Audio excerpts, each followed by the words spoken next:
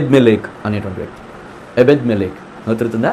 ఎబెద్మెలెక్ అంటే రాజు యొక్క సేవకుడు అని అర్థం. ఈ ఎబెద్మెలెక్ ఒక చిన్న పనిచేస్తున్నాడు అక్కడ రాజు దగ్గర. ఆ విషయం విన్నాడు. ఏ విషయం?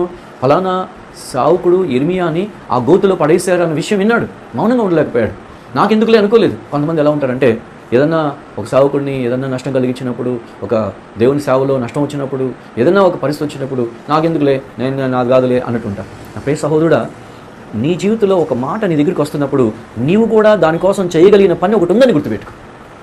నువ్వు కూడా ఏదో ఒక పని చేయాలి. You should do something. ఏదో ఒక మాట, ఒక వార్త నీ దగ్గరికి వస్తున్నప్పుడు ఆ వార్తను స్పందించినప్పుడు నువ్వు కూడా స్పందించాలి. ఒక విధంగా చెప్పాలంటే మౌనంగా ఉండడం కూడా దేవుని చిత్తం కాదు. నీకు గుర్తుందా?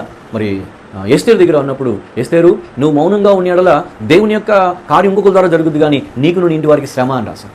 కొంతమంది మౌనంగా ఉంటారు. అర్థవుతుందండి? ఆ యొక్క పెళ్లి విందుకి ఒక వ్యక్తి వచ్చి పెళ్లి వస్త్రం లేక ఉండేనంటే మౌనంగా ఉండేనని రాస్తుంది. నా ప్రియమైన దేవుని బిడ్డలారా, మనం మౌనంగా ఉండడం మంచిది కాదు.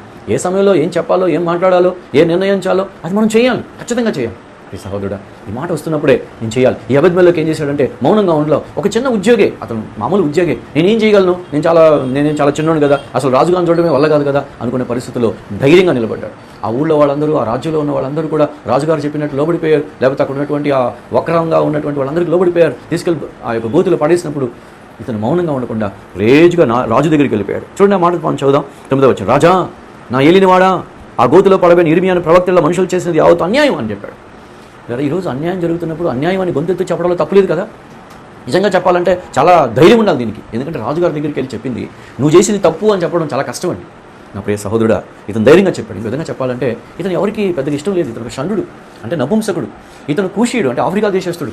ఆఫ్రికా నుంచి వచ్చినటువంటి వ్యక్తి, నల్లగా ఉంటాడు. ఎవరికి ఇష్టం లేదు అనుకుంటున్నాం. నా ప్రియ సహోదరుడా, నీవు ఎవరికి నేను ఇష్టం లేదు కదా, నేను ఏం చేయలేను కదా, ఈ లోకంలో నేను ఎవరికి ఉపయోగం లేదు కదా అనుకుంటున్నావేమో. Something you can do. ఒక చిన్న ప్రయత్నాన్ని దేవుడు నేను దీవిస్తాడు. చిన్న ప్రయత్నం నువ్వు చేస్తే దాన్ని దేవుడిని ఆశీర్వదిస్తాడు. నువ్వు చేయగలిగిన చిన్న ప్రయత్నం నువ్వు చేయి. తప్పకుండా ప్రభు నీ ద్వారా గొప్ప